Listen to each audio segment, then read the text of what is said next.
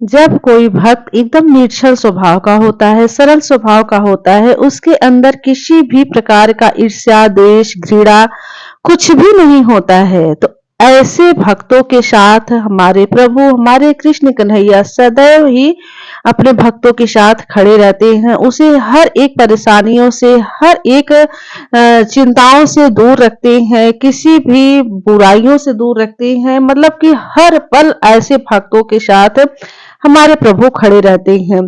तो राधे कृष्णा दोस्तों, मैं आराधना आप सभी का आपके अपने YouTube चैनल में स्वागत करती हूँ। आज मैं फिर से आप सभी के समक्ष एक सत्य लीला कथा लेके आप लोगों के सामने आई हूँ, जो कि बिल्कुल ही सच्ची घटना है ये।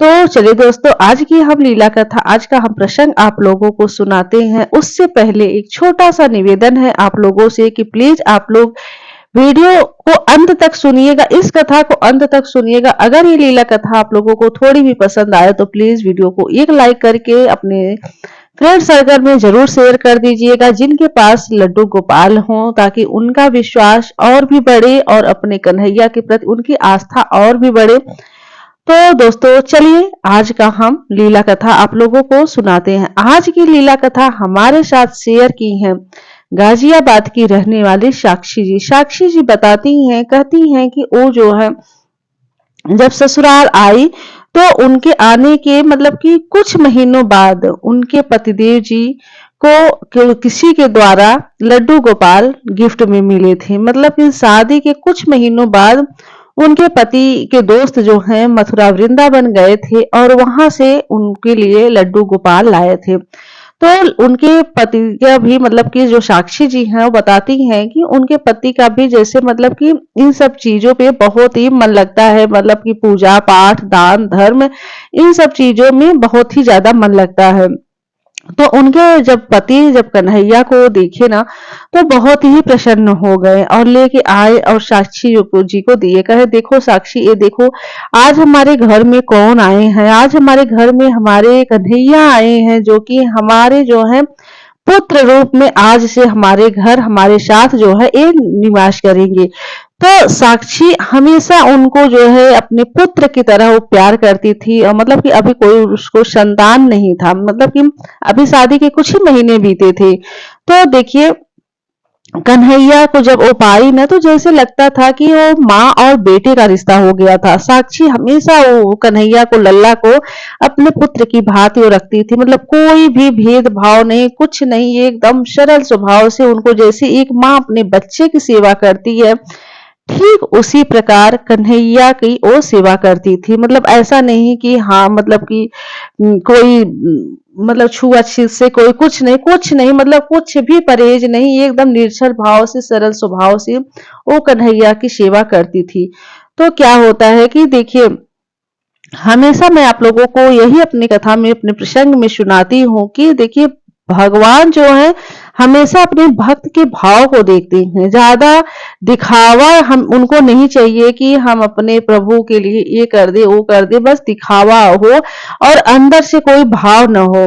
तो हमेशा प्रभु हमारे कोई भी हो, जो भी हमारे इष्ट देव हैं, चाहे वो महादेव हो, चाहे माता रानी हो, चाहे कन्हैया हो, जिनको भी आप इष्ट देव मानते हो, उनसे आप बिल्कुल एकदम मतलब कि पूरी श्रद्धा से, पूरी निष्ठा से और पूरे जो है निर्छल भाव से, कोई मतलब कि ये नहीं कि कोई किसी लालच बस कि हमारी ये मनोकामना पूरी कर दे प्रभु तो हम आपकी ये करेंगे। तो ये तो होता है कि भाई आप उनको मतलब कि ये लेन देन वाला रिश्ता नहीं सही होता है। तो प्रभु हमेशा निर्छल भाव वाले अपने भक्त को ही मतलब कि प्रसन्न रखते हैं और हमेशा उनके साथ खड़े रहते हैं। तो इसी तरीके से साक्षी जी के भी साथ कन्हैया हमेशा खड़े रहते थे। और साक्षी जी बताती है, कहती है कि दीदी आप यकीन नहीं मानोगे, कुछ ही दिनों बाद हमारे कन्हैया हम हमारे साथ ऐसी ऐसी लीलाएं करने लगे जो कि हमें खुद विश्वास नहीं होता था कि क्या हमारे कन्हैया हमारे साथ ऐसा कर सकते हैं।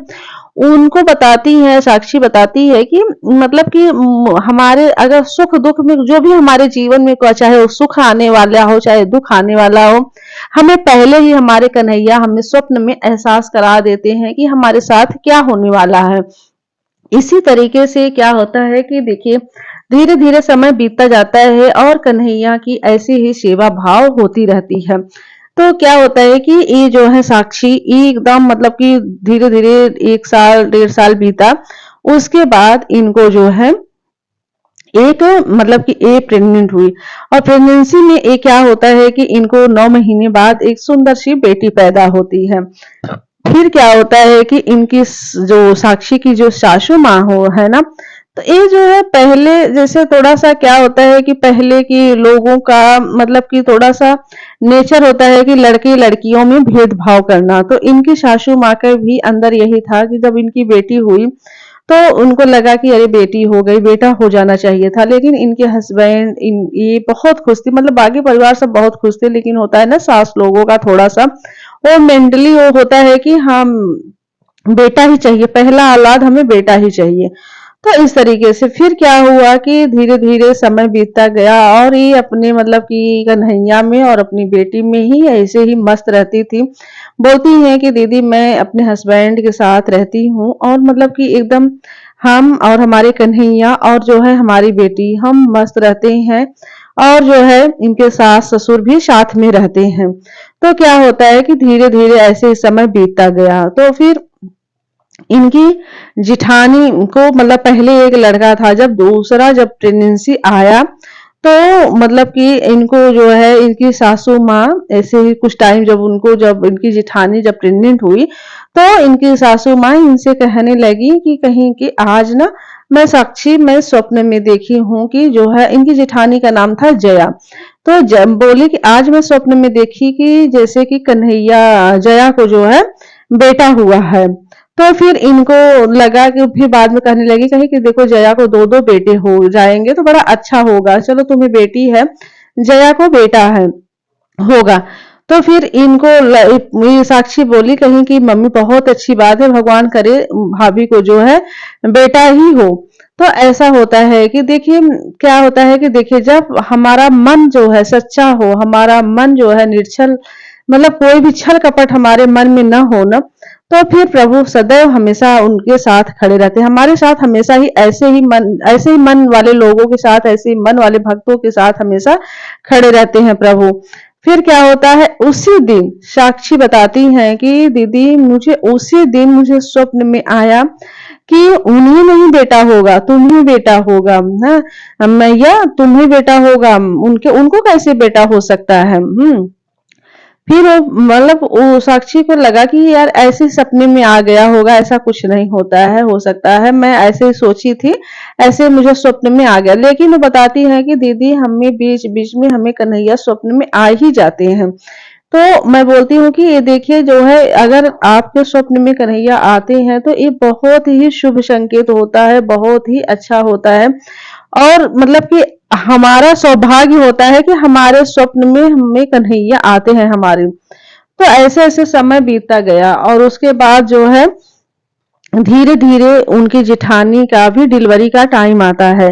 फिर इनकी सासू माँ इनकी जिठानी को लेके कहती हैं कि चलो हॉस्पिटल में लेके चलते हैं, भाई डिलीवरी का टाइम है, तो ऑपरेशन से डिलीवरी होने का था। तो फिर इधर जो है साक्षी जो है अपनी सासू माँ के पास कॉल करती हैं, बोलती हैं कि मम्मी डिलीवरी का टाइम कब डॉक्टर बताए हैं और कब होगा डिलीवरी। तो इनकी सासू माँ मतलब कि साक्षी से छिपा जाती हैं, कहती हैं कि नहीं अभी टाइम नहीं बताए हैं, अभी देखो कितना टाइम लगता है, कुछ पता नहीं है।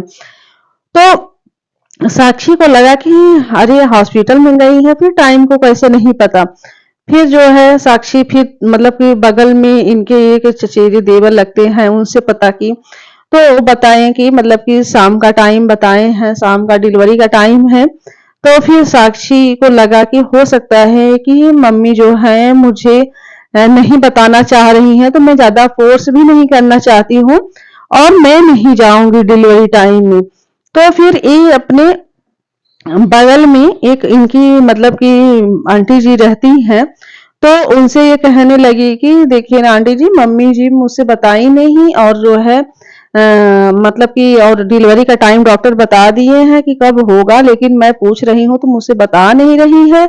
मैं क्या करूँ, मुझे समझ नहीं आ रहा है, मैं हॉस्पिटल जाऊँ कि न जाऊँ। तो इनकी जो बगल वाली आंटी थी वो बोलती हैं, कहती हैं कि देखो बेटा, अगर तुम्हारी सासू माँ तुमसे नहीं बताना चाह रही हैं तो तुम, हो सकता है उसके पीछे कोई कारण हो, तुम अभी मत जाओ, जब डिलीवरी हो जाएगी तब जाना, अभी मत जाओ। तो फिर ये बोलती हैं कि ठीक है, आप अगर बड़ी हैं, अगर आप ऐसा बोल रही हैं तो फिर शायद इसके पीछे कुछ अच्छा ही हो, नहीं जाएंगे हम, डिलीवरी हो जाएगी उसके बाद ही जाएंगे। तो फिर शाम तक ये इंतजार की, साक्षी बताती है कि मैं दीदी शाम तक इंतजार की, और शाम को हॉस्पिटल से सूचना आया कि बेटी हुई है, मतलब कि उनके जिठानी को बेटी हुई है। तो फिर देखिए, वो आंटी जी से वो कहने लगी, साक्षी कही कि आंटी हमारी जेठानी को बेटी हुई है।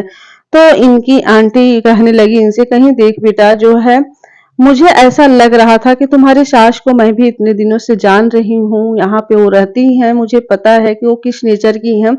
मुझे ऐसा लग रहा है कि वो शायद इसलिए नहीं बताना चाह रही थी कि तुम्हें, तुम्हारा जो है, तुम्हारी पहली संतान बेटी है, और उसको जो है, उनको ये लग रहा होगा कि ये आएंगी तो शायद इनको भी बेटी हो जाएगी, तो इसलिए तुम्हें नहीं वो बुलाना चाह रही थी। तो अब डिलीवरी हो गई है, तुम बहुत बड़े कलंक से बची हो, कि ऐसे कलंक से कि भाई अगर तुम जाती और उनको जो होना था वो तो होता ही, बेटी होती, बेटी थी पेट में तो बेटी ही होती, नहीं बेटा नहीं होता। अगर तुम चली गई होती तो उनके मन में ये शंका होता कि इसके आने से ही बेटी हुई है। तो प्रभु तुम्हें बहुत बड़े, मतलब कि कलंक से बचाए हैं हमेशा के लिए। तो फिर वो साक्षी बहुत रोई, कही कि ऐसा क्या सोच सकती हैं क्या, हमारे कन्हैया तो हमारे हर पल स्वप्न में खड़े रहते हैं। फिर दूसरे दिन बहुत रोई, लेकिन फिर भी नॉर्मल हो के हॉस्पिटल गई, हॉस्पिटल सबसे मिली जुली और फिर आई। फिर रात में उनको कन्हैया स्वप्न में दिखाए कि मैया, मैया, हाँ, उठो, वहां परेशान मत हो, जो मतलब कि तुम्हारे साथ मैं कुछ भी गलत नहीं होने दूंगा, जो तुम्हारे साथ जो भी, अगर कुछ तुम्हारे साथ गलत होना भी, कोई कुछ करे, करना भी चाहेगा तो मैं गलत नहीं होने दूंगा, मैं सदैव हमेशा तुम्हारे साथ खड़ा रहूंगा। इस सपने सुन के साक्षी मतलब कि उठ गई और रोने लगी, कहीं कि कन्हैया आज हमारे साथ ही थे, इसकी वजह से मुझे इतने बड़े कलंक से बचाए। तो देखिए दोस्तों, मिला जुला के मेरा कहने का इस मतलब कि कथा के सारांश का, मेरा कहने का मतलब यही है, इस कथा का सारांश यही निकलता है कि हमेशा हमारा मन सच्चा होना चाहिए, हमारी भक्ति सच्ची होनी चाहिए। जब भी हमारा मन सच्चा हो, हमारी भक्ति सच्ची हो, निष्ठा भाव से हम बिना स्वार्थ के हम अपने प्रभु की अगर सेवा करें, उनकी मतलब कि उनकी श्रद्धा से उनकी पूजा करें, उनको मन में अपने बसा के रखें, सब कुछ उन्हीं के ऊपर छोड़ दे कि सब कुछ हे कन्हैया, हे प्रभु, सब कुछ तुम्हारे ही हाथों में है, मेरे बस में कुछ नहीं है। फिर देखो कि आपके वो सदैव हमेशा आपके साथ खड़े रहते हैं, हर सुख दुख में वो हमेशा आपके साथ ही खड़े रहेंगे और साथ ही रहेंगे, हमेशा हर पल आप उन्हें अपने साथ पाएंगे। तो दोस्तों, ये थी आज की हमारी छोटी सी लीला कथा। इस लीला कथा के द्वारा मैं आप लोगों को यही समझाना चाह रही थी कि हमेशा हमारा भक्ति, हमारी जो है श्रद्धा, हमेशा सच्ची होनी चाहिए, निर्छल होना चाहिए, निस्वार्थ होना चाहिए। तो ये आप लोगों को कथा, आप लोगों को ये प्रसंग कैसा लगा, आप लोग कमेंट में जरूर बताइएगा। अगर थोड़ी भी अच्छी लगी हो तो प्लीज वीडियो को लाइक शेयर जरूर कर दीजिएगा। चैनल को अभी तक सब्सक्राइब नहीं किया है तो सब्सक्राइब करके बेल आइकन को प्रेस कर दीजिएगा। तो चलिए दोस्तों, आज के लिए इजाजत चाहती हूँ, मिलती हूँ किसी ऐसी ही सत्य लीला कथा के साथ। तब तक के लिए राधे कृष्णा, हर हर महादेव।